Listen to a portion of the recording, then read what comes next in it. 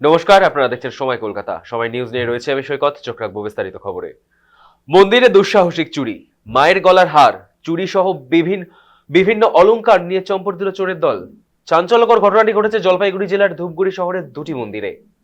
প্রথমে চুরি হয় রাধা গোবিন্দ মন্দিরে, এরপর চুরি হয় থানেশ্বরী মন্দিরে। জানা গিয়েছে রবিবার ভোর রাতে মন্দিরের পাশে গ্রিল কেটে ঢুকে পড়ে চোরের দল। চুরি যায় প্রতিমার অলংকার, এমনকি ভেঙে ফেলা হয় মন্দিরের দান বাক্স। ভোরবেলা পুজো শুরু করার সময় পুরোহিতের চোখে পড়ে সেটি। তড়িঘড়ি পুলিশে খবর দেওয়া হয়। কালী মন্দিরে পুজোর দায়িত্বে থাকা পুরোহিত বিশ্বজিৎ ভট্টাচার্য বলেন, মন্দিরে এসে দেখতে পাই মায়ের গলার হার, চূড়া, হাতের বালা চুরি করে নিয়েছে চোর। এদিকে ঘটনা জানাজানি হতেই প্রচুর মানুষ ভিড় জমান মন্দিরে। গোটা ঘটনাটিকে কেন্দ্র করে তদন্ত শুরু করেছে পুলিশ।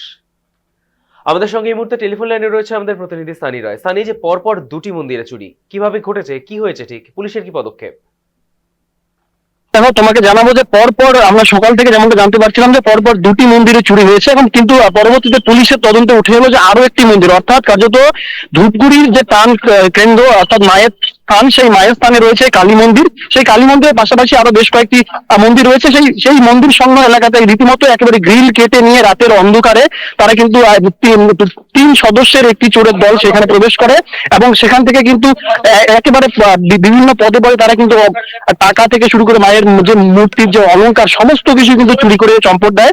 এখনো পর্যন্ত তাদের গতিবিধি সম্পর্কে কিন্তু কোনো রকম তথ্য পাওয়া যায়নি। তবে মন্দিরে লাগানো সিসিটিভি ফুটেজ দেখে কিন্তু তদন্তে নেমেছে ধূপগুড়ি থানা পুলিশ, এবং ঘটনাস্থলে সকাল থেকে কিন্তু বিরাট পুলিশ বাহিনী থেকে শুরু করে যে ধূপগুড়ির যে জনসাধারণ রয়েছেন, যারা পথচলতি মানুষ, তারা কিন্তু সেখানে ভিড় জমাচ্ছেন। কারণ একটি সুনামধন্য ঐতিহ্যবাহী মায়ের মন্দির এই ধূপগুড়ি মায়ের স্থান, এবং সেখানে এই ধরনের চুরির ঘটনায় কিন্তু রীতিমতো চাঞ্চল্য তৈরি হয়ে গেছে। পাশাপাশি সাধারণ মানুষ তারা কিন্তু ক্ষোভে ফুঁসছেন, কারণ ধূপগুড়ি এলাকাতে বারবার একের পর এক কিন্তু চুরির ঘটনা ঘটলেও পুলিশি যে তৎপরতা, সেই তৎপরতা থাকলেও কিন্তু অবশেষে যে একটা স্বাভাবিক যে সুরা, সেই সুরা কিন্তু হয়ে উঠছে না, যার কারণে কিন্তু ক্ষোভ বাড়ছে।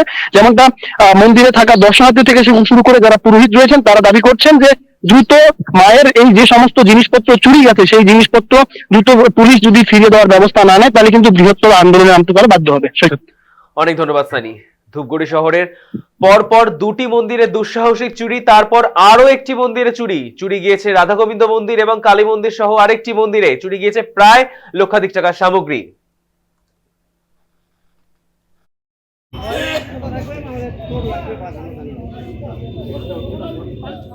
ওই যে বাস্কটা করছে, কিছু টাকা নিয়ে গেছে, বাকি টাকা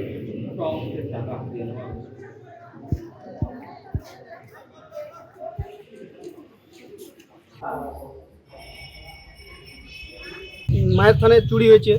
তো কি কি চুরি হয়েছে? চুরি মায়ের যা গয়না টয়না ছিল সব নিয়ে গেছে, কিছু টাকা পয়সা ছিল দান বক্সে, সেগুলো নেই। এবার এবার কি করছে, এবার হচ্ছে তোমার মায়ের গয়না চুরি করছে, এবার মাকে শুইছে। সেটার জন্য আমরা যদি চোর, আমাদের মোটামুটি ধরো 72 ঘন্টার মধ্যে বা 24 ঘন্টার মধ্যে আমাদের চোর লাগবে। যদি চোর ধরে দিতে না পারে, তাহলে আমরা বৃহত্তর আন্দোলনে নামবো। তখন 5:30টার মধ্যে আমি আসি। কি দেখলেন এসে? তখন আমি দেশে এসে দেখছি যে কেউই দেখুন, সে কীর্তনটা শুরু হতে, আমি শুরু হতে না, আমি আসছি কীর্তনটা শুরু হয়, তো কীর্তনটা শুরু হচ্ছে না। তারপরে দেখি যে মায়ের চোখটা দেখি একটু চাদর দিয়ে ঢাকা, এটা। তারপরে দেখি যে আমার ওখানে বিষ্ণু গোসাই, যে রাধা মন্দিরের পুরোহিত, সে বলছে যে চুরি হয়ে গেছে, চূড়াটা চুরি হয়েছে। তারপরে নাকের নথ চুরি হয়েছে, তারপরে হাতের ব্রেসলেটটা দু হাতে দুটো ছিল, হ্যাঁ, তারপরে 3টা হার